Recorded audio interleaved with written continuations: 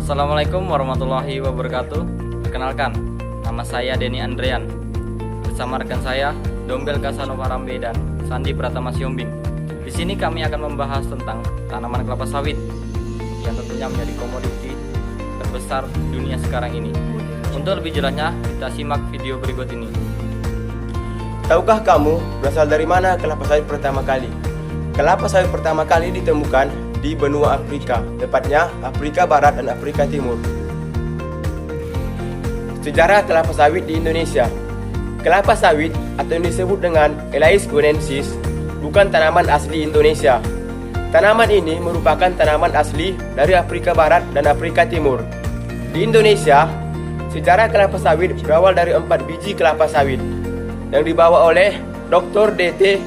Pirce.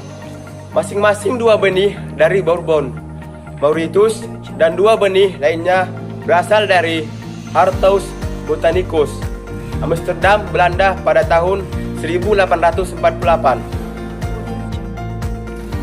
Tahukah Anda sentra produksi kelapa sawit di Indonesia? Sentra produksi kelapa sawit di Indonesia yaitu pertama di Provinsi Riau dengan luas area 2430,508 hektar. Yang kedua di Provinsi Kalimantan Barat dengan luas area 1455,182 hektar. Yang ketiga yaitu Sumatera Utara dengan luas areal 1445,725 hektar.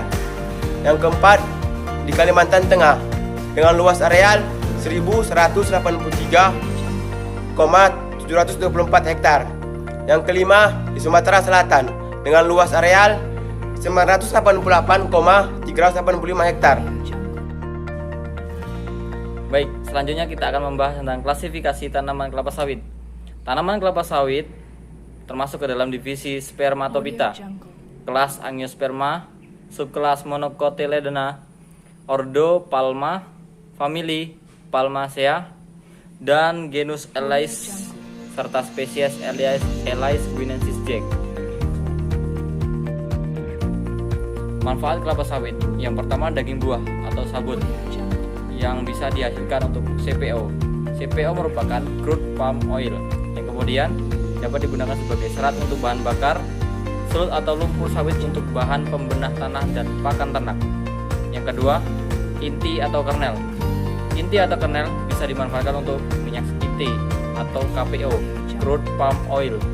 Yang kedua, bungkil untuk pupuk dan pakan ternak, serta cangkang untuk bahan bakar, arang, karbon, dan pengeras jalan. Baik, untuk selanjutnya tandan kosong. Tandan kosong bisa dimanfaatkan untuk menjadi kompos. Juga bisa dibakar untuk menghasilkan abu yang mengandung 30-40% K2O, sehingga dapat menjadi pupuk K atau kalium, serta menghasilkan bahan serat. Untuk batang dan pelepah, bisa digunakan sebagai bahan bangunan dan mebel, dibuat silase untuk pakan ternak. Baiklah, kita akan masuk ke morfologi tanaman kelapa sawit. Yang pertama yaitu akar. Sistem perakaran serabut terdiri dari akar primer, sekunder, tersier, dan kuarter yang berfungsi sebagai akar rambut. Baik 2. Batang. Tidak berkambium dan tidak bercabang. Pertambahan tinggi baru terlihat pada saat tanaman berumur 3-4 tahun. 3. Daun. Berupa pelepah berdaun, majemuk, pada pangkal pelepah terdapat duri. Produksi daun 20-24 helai per tahun, tergantung varietas, tanah, iklim, umur, dan teknik budidaya. 4. Bunga. Tersusun dalam tandan berumah satu atau tandan jantan dan betina terpisah. Tandan betina bulat dan lebih besar. Tanaman muda menghasilkan 15-20 tandan per tahun, dan tanaman dewasa 9-15 tandan per tahun. 5. Buah. Mulai berbuah umur 3 tahun, tetapi biasanya buah pertama disebut dengan buah pasir, tidak dipakai atau dibuang. Selanjutnya kita akan membahas mengenai jenis varietas kelapa sawit. Yang pertama, jenis varietas kelapa sawit itu terdiri dari Dura, Persifera, dan Tenera. Apa yang membedakan ketiga ini? Dura Dura adalah jenis varietas kelapa sawit yang memiliki ciri daging buah tipis, cangkang tebal, inti kecil. Sedangkan Persifera adalah varietas kelapa sawit dengan daging buah tebal, cangkang sangat tipis, inti kecil, kebanyakan buah betina steril. Selanjutnya adalah varietas Tenera. Varietas Tenera ini memiliki ciri-ciri daging buah tebal, cangkang tipis, dan inti kecil. Oke, yang selanjutnya berdasarkan warna buah. Berdasarkan warna buah, buah kelapa sawit terdiri dari 3. Yang pertama Nigreskens, Greskens, dan Albeskens. Apa yang membedakan ketiga buah ini? Kita akan bahas satu persatu. Nigreskens adalah buah dengan buah muda ungu kehitaman, buah tua jingga, dan kemerahan. Sedangkan Greskens dengan warna buah muda hijau, buah tua, jingga kemerahan, dengan bagian ujung yang tetap berwarna hijau.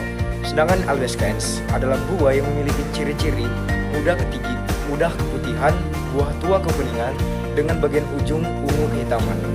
Demikianlah presentasi dari kami. Terima kasih.